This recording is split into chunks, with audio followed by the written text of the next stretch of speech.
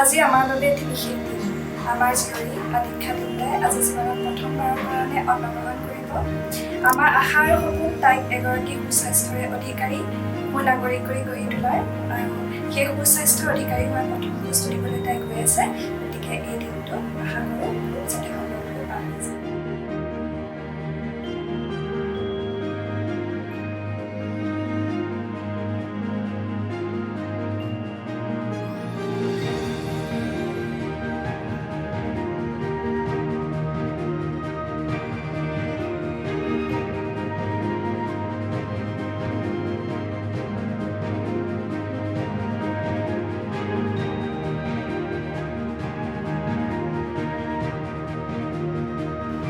আজি আমাৰ কণমানিৰ অন্নপ্ৰাশন খুৰা হিচাপে আমাৰ বহুত বছৰৰ পিছত আচলতে মোৰ পিছত তাই আহিছে আমাৰ ঘৰৰ কন্যা হিচাপে।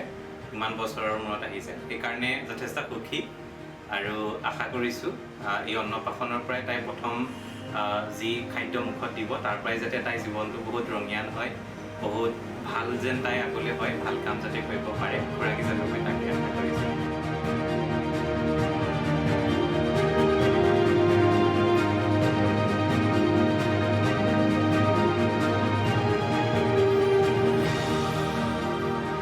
পূজা হোৱাৰ পৰা আচলতে বহুতৰ বহু সপোন থাকে, আৰু পূজা হোৱাৰ সেই সপোনবোৰৰ এটা সপোন আছিলে অন্যতম যে যেতিয়া মই নিজে দেউতাক হওঁ, সেই দেউতাক হোৱাৰ সপোনটো আছিল এগৰাকী কন্যা সন্তানৰ। প্ৰায় 6 বছৰ আগতে এটা কবিতা মই লিখিছিলোঁ নিজৰ। সেই বাক্যত, কবিতাৰ প্ৰতিটো বাক্যত অন্তৰ্নিহিত হৈ আছিল যে এগৰাকী কন্যা সন্তানৰ বৃদ্ধি হোৱাৰ সেই সপোনবোৰ। প্ৰতিটো সপোনে সেই 6 বছৰ আগতে মই কল্পনা কৰি লিখিছিলোঁ। তেতিয়া মোৰ কোনো বিয়াও হোৱা নাছিলে, আৰু সেই সপোনৰ সাকাৰ ৰূপ পাই 2025 চনত এগৰাকী কন্যা সন্তানৰ বৃদ্ধি হ'লোঁ।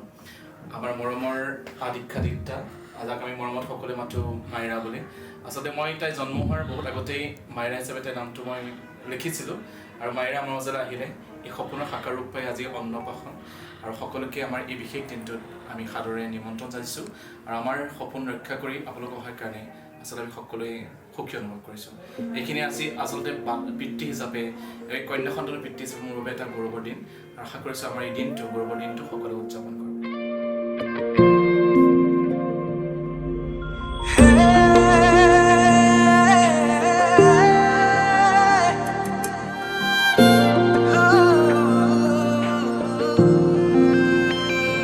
কোন সৰগৰে পৰি তুমি আহি মোক কোৱা না, কোন বাটেৰে অহা যোৱা কৰা কৈ যোৱা না,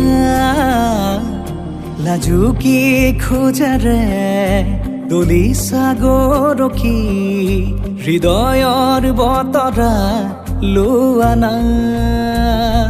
কি নামেৰে মাতিম তোমাক তুমি এই কোৱা না, মিচিকি হাঁহি সাৰি এবাৰ মোলৈ চোৱা না। চকুৰ মায়াতে মনে মোৰো মনে মৰমবোৰ বাঢ়িছে চোৱা না। উশাহতে নি কৰি আহিছে প্ৰণয় ফাগুনৰে, হেঁপাহতে উৰি ফুৰিছোঁ মই তোমাৰ মৰমতে। বতাহে কানে কানে কিনো কৰে গোপনে, শুনা না সাৱতি মোক শুনা না। কোন সৰগৰে পৰি তুমি আহি মোক কোৱা না, কোন বাটেৰে অহা যোৱা কৰা কৈ যোৱা না, লাজুকী খোজেৰে দলিছা গৰখি হৃদয়ৰ বতৰা লোৱা না।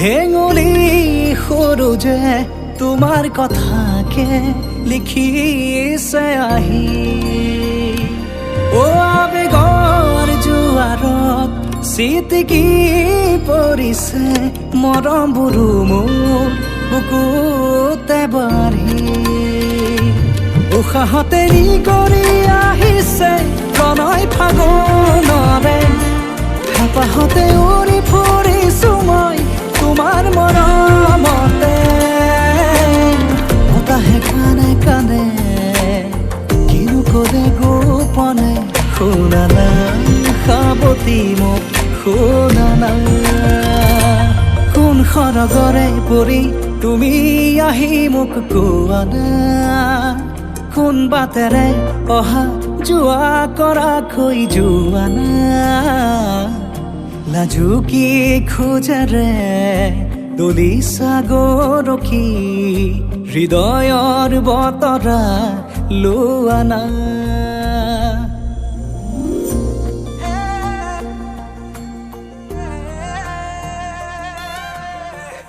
এতিয়া নামবোৰ যেতিয়া আমি আচলতে নিৰ্বাচন কৰোঁ নামৰ আচলতে বহুত অৰ্থ থাকে আৰু মই যেতিয়া গম পাইছিলোঁ যে মোৰ সহধৰ্মিনী মাতৃ হোৱাৰ দেখি আহ্বান হৈছে তেতিয়াই মই আচলতে বহু আগতেই এটা নাম মই মনত কল্পনা কৰিছিলোঁ তাই কৈছিল যে ল'ৰা হ'ব নে ছোৱালী হ'ব কোনটো গম নাপাওঁ কিন্তু তথাপি মোৰ মনত এটাই মই কৈছিলোঁ যে ছোৱালী হয়তো সপোনটো সাকাৰ ৰূপ পাইছিলে আৰু মই তেতিয়াই জন্ম হোৱাৰ আগতে দিছিলোঁ নাম মাইৰা মাইৰাৰ মিনিংটো অৰ্থ মাইৰা যদি আমি অৰ্থটো চাওঁ অৰ্থটো হৈছে এনেকুৱা যে সকলোৰে মাজত সুখবোৰ ভাগ বতৰা কৰা তাৰপিছত আমি ঠিক কৰিছিলোঁ যে এটা নাম আৰু নামটো আছিলে আদিক্ষাদিত্যা আৰু আদিক্ষাদিত্যাৰ সম্পূৰ্ণ অৰ্থ হৈছে আধ্যাত্মিক এক যাত্ৰা আমাৰ এই যাত্ৰা আধ্যাত্মিক চেতনাৰ দিশে আধ্যাত্মিক এক জীৱনৰ দিশে আধ্যাত্মিক এক জ্ঞানৰ দিশে গতিকে আমাৰ সম্পূৰ্ণ নামৰ অৰ্থ হৈছে জ্ঞানৰ এক যাত্ৰা আধ্যাত্মিক এক জ্ঞানৰ যাত্ৰা সান্তনা তুমি মন ৰ'দালি আহে ডাৱৰ ফালি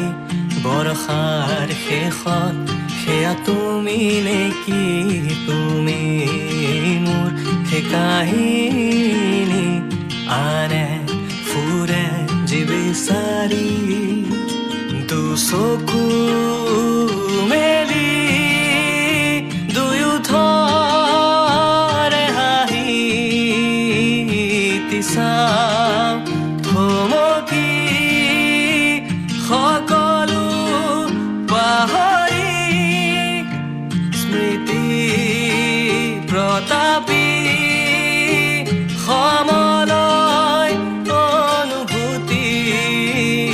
মানুহে ইয়াকে প্ৰেম বোলে নেকি কাষতে তোমাৰ ৰম ছায়া হৈ পৰিব নিদিওঁ ভাঙি সময়ৰ পাতত লবা লিখি